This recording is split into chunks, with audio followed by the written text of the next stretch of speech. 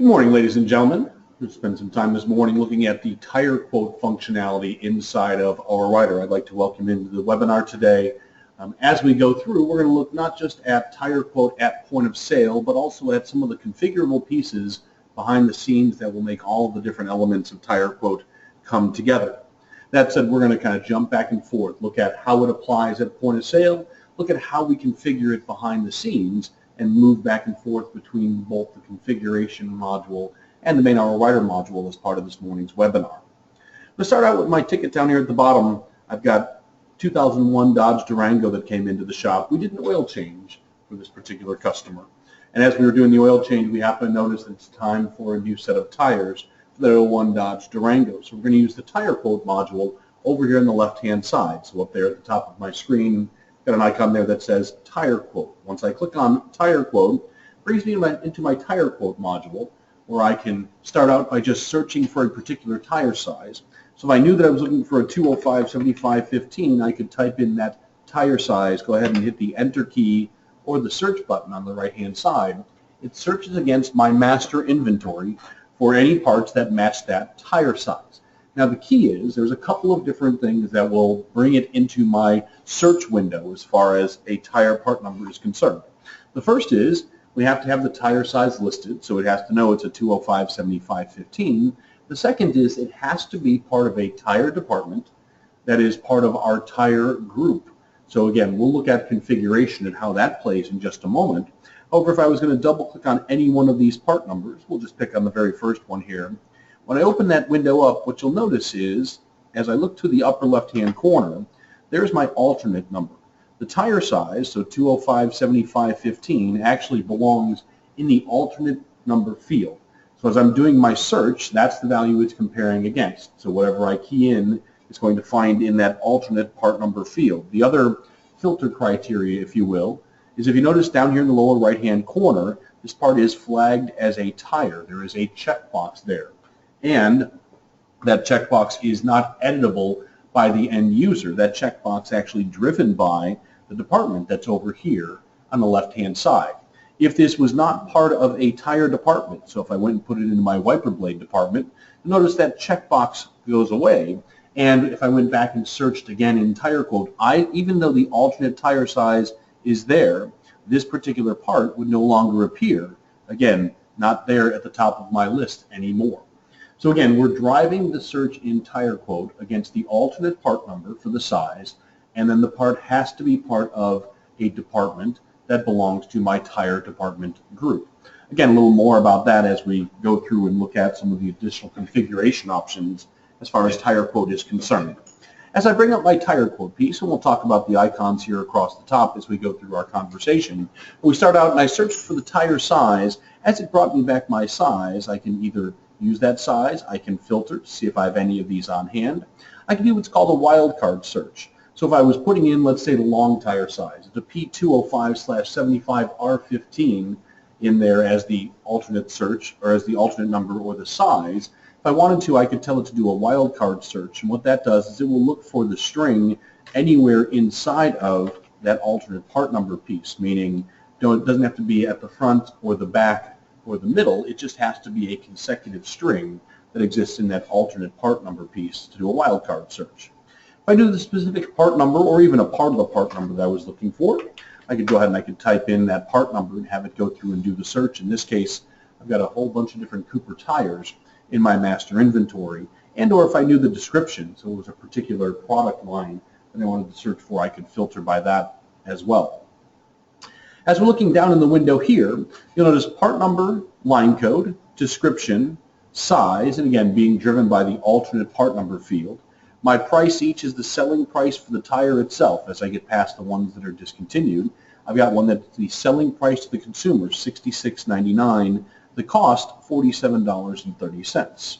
Location would be, well, if I've got a massive warehouse of tires in there and I was putting them in a particular bin, and I wanted to make sure that I could see exactly where I'd go find those things, location would tell me that. It's driven again by the inventory record inside of the part number. If I came in and looked at the part number again, in this case, not on the first tab, but on the other information tab, up here to the upper left-hand corner, if that was row 3, bin 4, aisle 5, whatever else we want to put in. And it's an alphanumeric string, but now my location field shows up to help me identify not only what tire it is, but where I'd go find it if it's sitting out there on my shelf.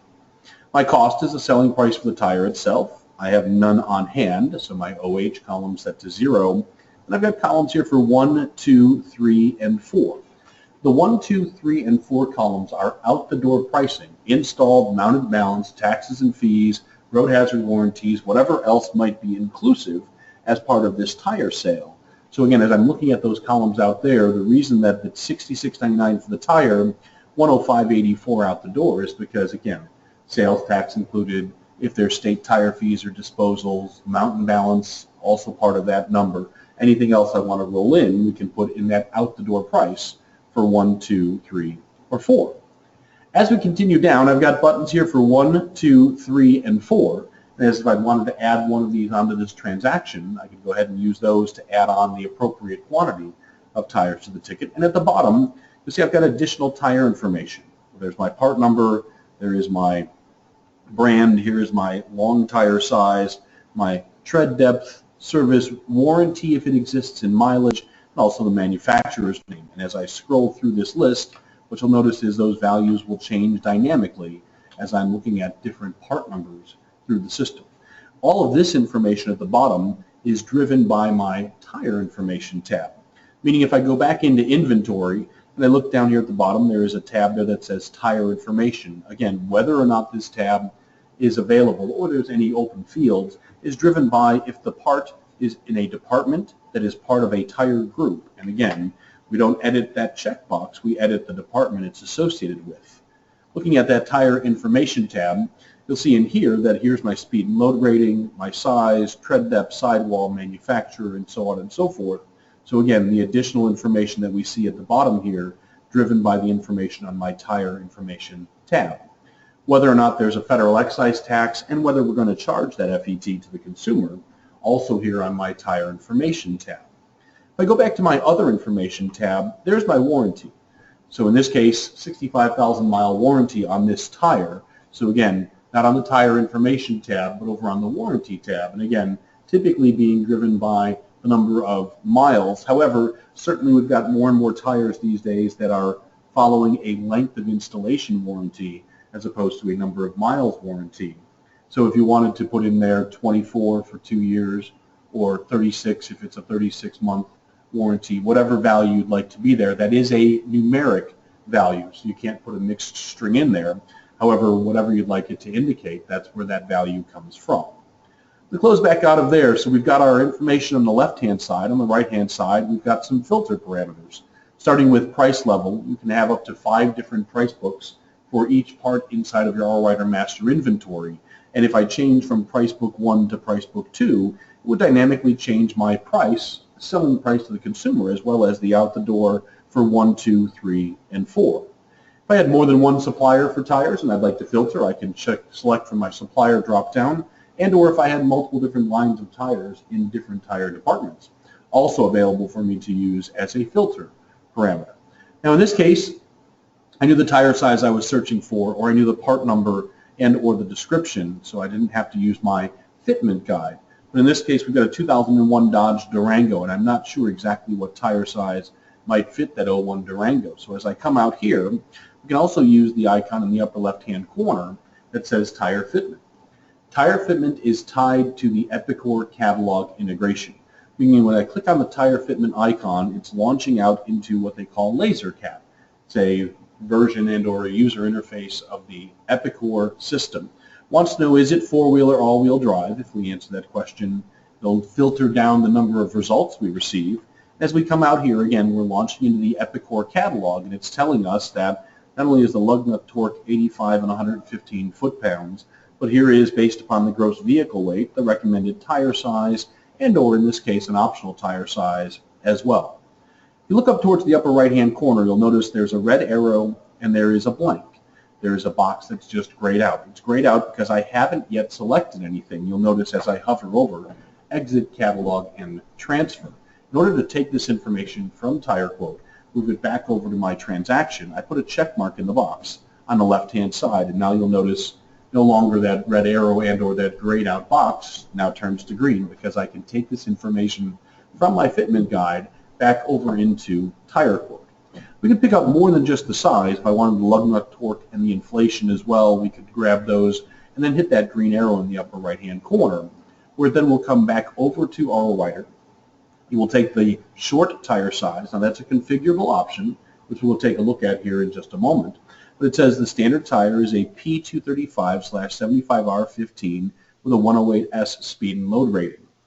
3541 for the inflation, 85/115 for the lug nut torque. Now in my case, there were 100 different tires in my master inventory in AutoWriter that fit that particular size, the 235/75/15. I'd like to see just the ones that I've got on my shelf. So we'll click on the on-hand quantity only, and now it filters out down to just one. I've got a set of 4 of those. They're only a 105T speed and load rating, so in theory, not meeting and or exceeding what's required for this vehicle. So we're going to come back and we're going to use some of our other searches in just a moment to see what we can do about finding a different tire from potentially one of our other manufacturers other than just coming off my shelf. However, before we do, a couple other things that we want to take a look at, starting with, notice there's a little box there that's got a $sign on it. If I click the $sign, pay attention to this value here where it says cost. What that does is it suppresses the cost. So if I'm in a situation where a customer can see and or I want them to see what options might be available, I can suppress that cost. They need to know that it's going to be $79.99 at sell. They don't need to know what that tire is actually costing me. So you can turn on and or turn off that column so it either shows or doesn't show your cost. Down here at the bottom we've got buttons for 1, 2, 3, and 4. If I wanted to add 4 of those tires onto this transaction, I'd click on the 4 button. As it comes back over, it's added on my job to mount and balance 4 tires, including the tire itself. I've got a $1 per tire state tire fee associated, and then also $2 a tire I charge for a disposal. So it automatically brings over all of that information as I add it onto the transaction. I also charge for a valve stem, in this case for an 01 Dodge Durango without TPMS, probably still applicable for 4 of those, as well as I offer a road hazard warranty, in my case at a selling price to the consumer of $7.50 a tire. So it brought over all of the different information, and again, as I talk about out-the-door pricing, it includes those taxes and fees, the valve stems, the road hazard, the labor, any applicable sales tax that would be charged in addition to the tire itself. Before we get back into tire quote, one last thing I want to take a look at as we're sitting here looking at the transaction. If I double-click on the tire itself, when we add a part onto a ticket, and the department that's assigned is part of our tire group, this button in the upper right-hand corner appears where it says Tire Info. Go back and I can see my speed and load rating again doesn't meet or exceed what's required for this transaction, but I can also put in my DOT numbers. So if I was to come in here, and again, certainly wouldn't be necessarily applicable, but so that when we can see it print, we'll know where that actually goes. We can go ahead and we can enter in each of those DOT numbers on the transaction. Once I click on OK, you'll notice the Tire Info button now goes from red to gray because I have entered in a DOT number for each of the individual line items on this particular transaction. Click on OK, and one last piece before we get back into tire quote. If I double click on that 4 tire mount and balance, you'll notice there's the information we grabbed from our fitment guide. So I grabbed that lug nut torque, I grabbed the inflation, and it brings that all the way back through to the transaction. So if we printed a copy of a work order or an estimate or even the final invoice, that would be inclusive on that printed document as well. So that information that we're getting from the fitment guide has relevance beyond just helping to select the tire. It comes back over to our transaction as well. We cancel back out of there, and then I'm going to go ahead and, before we get back too deep into tire quote, we're going to take a look at a couple of the configuration settings that are driving the behavior as we're coming back out of tire quote. So I'm going to jump over to configuration for just a moment. We're going to start out underneath File, and underneath File we're going to go down to General Options. Now in the General Options window, what we control in here is primarily the icons up and down the left-hand side and across the top. Come in here specifically as part of this conversation, because what you'll notice where it says Quick Launch over here on the right-hand side, there's an option there for tire quote. So whether or not that tire quote option appears, it's a user-definable configuration setting, and that is also unique per terminal. So starting with the first place we've got to go is to actually turn on that tire quote icon. So come in here, put a check mark in the box. Once you close and reopen OurWriter, you'll have tire quote there in the upper left-hand corner. As I close back out of here, underneath the configuration header, the second place I want to go is underneath repair order, and then down to what's called catalog options. If you're using the fitment guide, then you're utilizing the Epicor catalog to go out and search for the tire size for each applicable vehicle. In our Epicor options, and again, I'll mention again, that tire fitment guide uses the Epicor catalog integration. You'll notice there's an option there that says use only with aspect rim for tire size when posting from catalog. Essentially what that says is, as we go out to tire quote and we hit tire fitment, and it takes us into our fitment guide, it says P235/75R15108S. When I drop that back in and I search against my OurWriter inventory, I'm just going to use, again, what we call the short tire size, just width, aspect, and rim. I can see that it's a P-metric tire with a 108S speed and load rating. However, I just want to compare against my entire inventory so that I can see what may meet and or potentially exceed that speed and load rating and be available for this particular vehicle. So back down in configuration catalog options, use only with aspect rim for tire size when posting from catalog. Click on cancel and or OK to get out of my catalog options window. Next place I want to go in configuration is underneath the configuration header down to repair order, and just a little bit down from the top I've got an option here where it says tire quote options. Bring up my tire quote options window, and what you'll notice is there's post 1, 2, 3, and 4.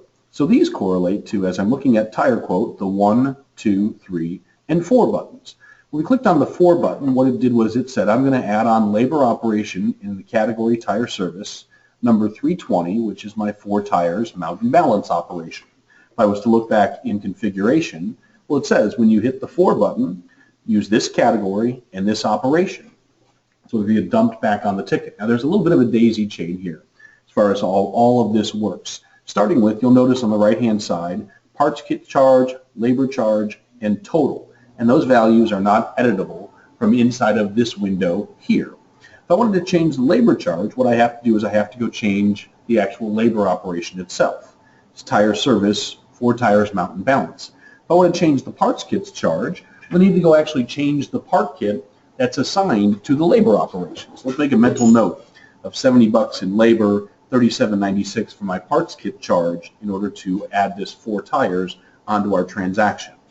So we're going to start with underneath configuration, down to labor, and over to labor operations. In this window here, our category was tire service. There's my tire service category, and then the job itself was number 320, 4 tires mount and balance. I said, well, you know what, as opposed to being $17.50 per, I'm going to be $20 a piece to mount and balance 4 tires. So probably not 20, how about 80? As we do the math, 4 times 20, and I'll click on Save. Now, if I wanted to change the 1, 2, and 3, I'd have to go into each one individually, and I'd say, well, you know what, let's make that one 40, and then again, go to the 1, make it 20, go to the 3, and make it 30. Now, as I'm looking, you'll notice these labor operations also carry with them a parts kit. In the case of the 2 tires, it's my 2 tire. In my 4 tire, it was my mount 4 tire kit. So if I wanted to change the charge for the parts kit that's associated, I can either go into configuration, down to parts, and then over to parts kits. When I open up that parts kit window there, you'll notice that if I scroll down through my list, there's my mount 4 tires kit, which contains 2 different part numbers, my valve stems and my road hazard warranty. I could either come into the parts kit and change them here, or if I just went into inventory and pulled up the individual records, I could change the pricing there. I don't want to be $7.50. What I'd like to be is $10 per for my road hazard warranty.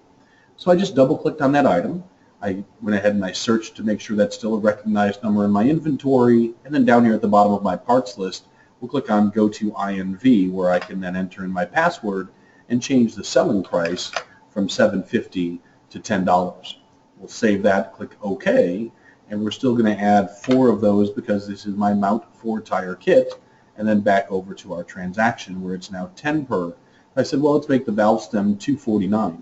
Again, the same exercise of let's search, go to the inventory, put in our password, and change my retail price to now $2.49, coming back out of there, making sure that I've got my appropriate quantity, and then now we're back over to our ticket, where I've now changed the pricing for both my road hazard warranty and my valve stem.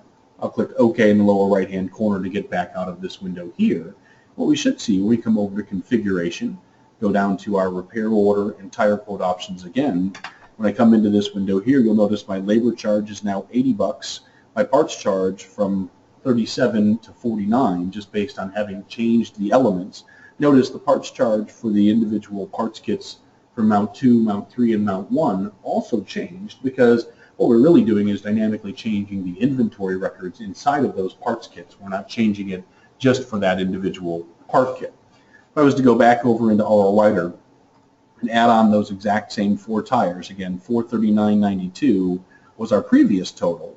I went through the exact same exercise we had done previously, where we find our tire size through our fitment guide, and then from our fitment guide, filter for on hand and dump 4 of those back. What you'll see is it's now $80, and it's now $249 per and $10 per for my road hazard warranties.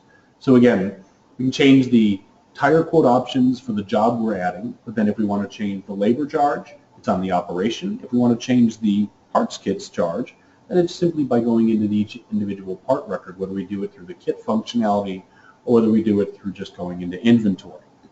Now, one other piece as far as what's adding on to this transaction, I've got my state tire fee, and I've got my tire disposal fee. Nowhere in that part kit did we indicate that either one of those elements should be included as part of this tire sale. If I was to double click on the tire itself, what I'll see is that those are actually listed as fees down here on the left-hand side. Fee 1 is my state tire fee, and fee 2 is my tire disposal. There's 2 configuration windows that we use in order to drive those fees. Getting back over into the configuration side, I'll cancel back out of here. Underneath configuration, going down to parts, then starting with other taxes and fees. Pulling up my other taxes and fees window, and what I do in here is I simply define the name of the fee. In my case, it's a state tire fee and then also a tire disposal. And I define whether or not sales tax should be applied to each individual fee. So in my case, the state tire fee that I'm collecting and remitting directly to the state, a non-taxable item. The disposal that I'm collecting and using to cover my cost of disposal is a taxable item, as the state looks at that as just revenue and or income to the repair shop. If I needed it to be a percentage of the price of the tire, I could flag that as well and then tell it exactly what that percentage would be. In our case, it's a straight dollar fee, so all we're doing inside of this window here is just setting up the fee itself. I'll hit the X in the upper right-hand corner to close back out of there. I said there were really 2 windows that we work from in order to assign those fees. Underneath configuration, down into parts, and the second one is in our parts department groups window. Now, I've referred to or alluded to this window on a couple of different occasions. As we went and looked at the tires that we were searching for, I said the filter is based upon the departments that are assigned to a department group. So this has purpose and or relevance beyond just looking at the fees, but again, as we're looking through our list, I have a tire group. It's just called tires. Doesn't need to be any more complex than that. Notice over here on the left-hand side, this is my tire group. You establish one tire group, and once it's established, it wants to maintain its status as your tire group. In the lower right-hand corner, these are the departments that will be associated with that tire group. So as long as a part is assigned to one of these 5 departments, in my case, then the system will go ahead and allow it to be part of that search through the tire code, as well as assign the fees. Towards the upper right-hand corner, my state tire fee is $1 per, my tire disposal is $2 per. If I was to change that, maybe I'm going to go to $2.50 on my disposal. If I just hit save, it doesn't actually impact the parts in my inventory. It would impact any non-stock item that I put in as a tire. But what I have to do before I leave this window here is click Update Fees in INV. In this case, INV stands for inventory. And really what we're talking about is inside of each inventory record, again on that Other Information tab, up here towards the top, it's recording that these 2 fees are associated with this part number. So when I click on Update Fees in INV, what it does is it wheels through all of my inventory, looking for every part that belongs to a department that's under my tire group, and assigning that new fee. So again, just changing the fee doesn't effectively change all of the parts in my master inventory. It's that update fees and INV step that will make sure that we're applying that to all of the parts in our master inventory. Click on Save to close back out of there. Now we've saved any changes we've made, and again, if I wanted to, I could still do update fees and INV, or if finished, I can hit Cancel and then Cancel again to close out of my Parts Department Groups window. So as we're looking back at our transaction, that's kind of the basics of how we actually get the part onto the ticket and the different options we have in terms of adding additional elements along with it. Before we finish up our conversation relative to Tire Quote, I want to go back over to Tire Quote because there's some other icons and or options up here towards the upper left-hand corner that we haven't yet discussed that are very important depending on how you're using the system to sell tires. Starting with, there's an icon there that says Tire Information Download. When I search for a 235 7515, I have 100 different tires in my master inventory, and every one of them has information down here at the bottom, whether it's speed and load rating, warranty, so on and so forth. I certainly didn't sit there and key in all of that information. It would certainly be very time consuming, and the odds that I'd get it all correct and accurate, probably not that great. The way that I got those parts into my master inventory were through what's called the Tire Information Download. When I click on the Tire Information Download and put in my password, it says, well, we're going to load a new file. We last downloaded a file just under a month ago, and the file that we're loading is in this folder, CR Writer Data, and the name of that file is tires13.txt. If I needed to add a different file, I could do that through the browse function and or in configuration. I went through configuration, parts, and then back to my Parts Department Groups window. How that tire download behaves is actually defined or associated with my tire group. Back to my tire group, and as I'm looking through the options here, it says DOT required. That just tells the system whether or not to light up that box in red as we're going through and adding the tire onto the ticket. Now, required is a bit of a misnomer. The way that it actually behaves is it will ask you to enter in the DOT numbers, but it will not stop you from finalizing the transaction without those DOT numbers. Whether we should charge the FET, so if there's an FET associated with a tire and we add it onto a transaction, should we add the FET and or should we just be recording the FET for our own internal purposes? And if we're charging the federal excise tax, is that taxable and or non-taxable? Specific to the conversation about the tire information download, the button out here to the right where it says set up file download is where I can tell the system that when I hit that tire information download button, this will be the supplier I would like to associate with the part. And as I do, I can make it the default supplier so that it gets assigned to each individual part number. As I'm going through, we can add a new part, flag whether it's a stock, non-stock, and or consigned, and also define that the file name that we're going to process is this file here. I wanted to apply the department group fees to any new parts that it adds, so again, it will add on that $1 or that $2.50 as we're adding those on there. In my case, this is a local file. You'll notice in the upper right-hand corner, there's also an option there for FTP setup. If your vendor would want to post that file out to an FTP site, all they have to do is give you access, username, and password, as well as tell you the address to the FTP site. And as opposed to it being a local file, I could go ahead and I could have the system go pull that thing off the web. I just need to change the name to not look at a local folder on my computer here, but go up to my FTP setup and tell it, well, here's the server, the username, and password that we're going to go out and get that file from. So again, as opposed to having to always get the file downloaded locally and go ahead and use it, we could also have the FTP site or have the system reach out to an FTP site if that's where your vendor wants to post that file. We click on Cancel to get back out of here. So we've told the system, here's where we're going to get the file. And then if I was to go through and over on the Writer side, hit the download button, it would wheel through that entire file. And when you do the download, it does two things. First thing it does is it will add in any new part numbers. So if I find a part in the file that's not in my local inventory, it will create a new part record in my master inventory, depending on the setting we just looked at in Parts Department Groups, where it says Add New Part Numbers. The other thing it does is it updates existing part numbers. So if there wasn't a size, or we didn't have the speed and load rating, or the UTQG, and it's now in that file, any blank value that is now populated in that download file will now get filled in as we do the download. It will also update the cost of the tire, and one very important piece to remember is that it does not update the selling price of the tire. When I do the tire information download, if it's a brand new part, it will set the cost and the sell to whatever values are in that file that we're using to download. If it's an existing part that's already in your master inventory, it will update the cost. However, it does not update the selling price. What we would do is we'd use smart pricing to go in and now apply our pricing rules to the inventory if that's not what we want to do. So I get back in here, one last piece as far as the tire download is concerned. I'm pulling in a file and it's CRWriter data.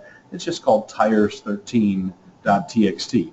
We actually went and looked at one of those files. Again, it's just a whole big alphabet soup of different numbers, letters, and so on and so forth. But there is a very specific format to this file. If you would like information about the format, meaning what does this column indicate? What's the length? Is it alpha or is it numeric? We have a layout that we can provide to you, as well as a sample file and an Excel spreadsheet that you can use to try to format your information in the manner that it's looking for. So if you'd like more information on creating your own tire file, we do have documentation we can send to you. Go ahead and send a note to the training@ourwriter.com inbox and just ask for information about the tire download file. We'll get that sent back off to you. So again, that's what a file would look like with all the different information populated as we go through. I'm going to cancel and get back out of there and leave my tire information download window. Just a couple last pieces as we continue our conversation about Tire Quote.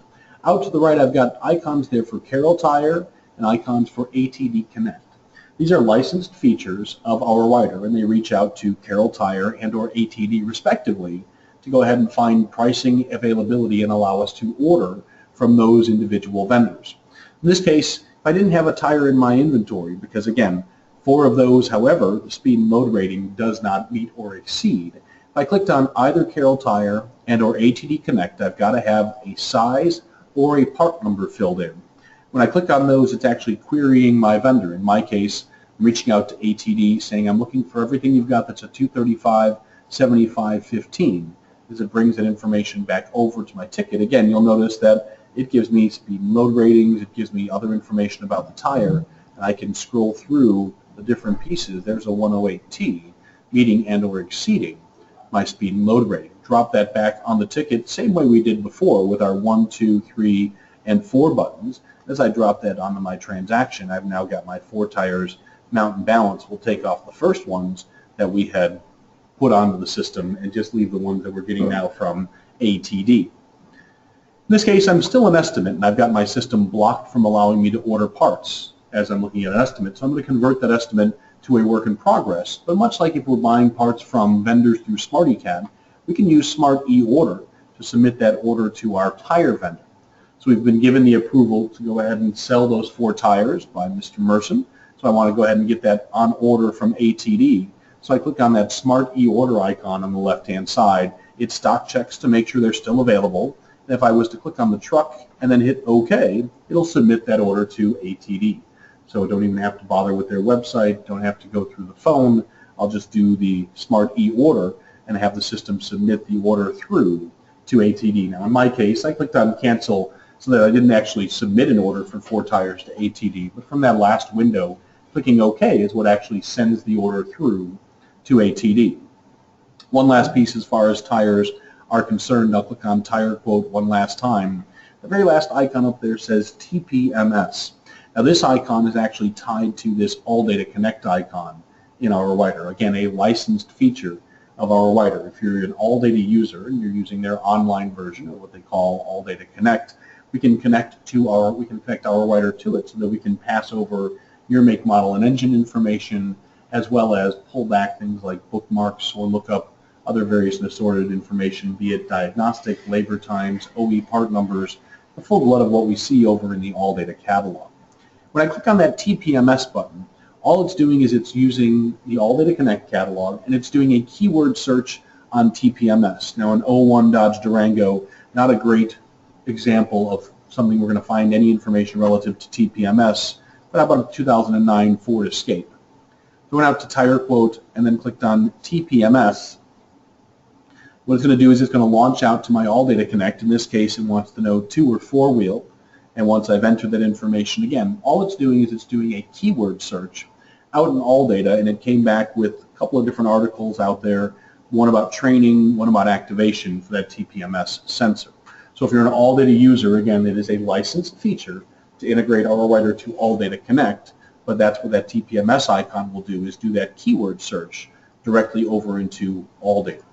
One last thing before I let you go, and that is we can use Tire Quote without actually being inside of a transaction, meaning if a customer called on the phone and wanted to build a quote for a set of tires, I could click on Tire Quote.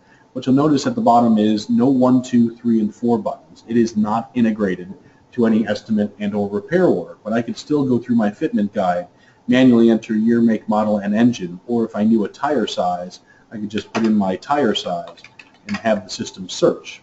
It's now for reference purposes only because, again, it's not integrated back to any individual transaction. So if I'm telling a customer something, I'll probably want to make a note if they actually come in that this is what they were told.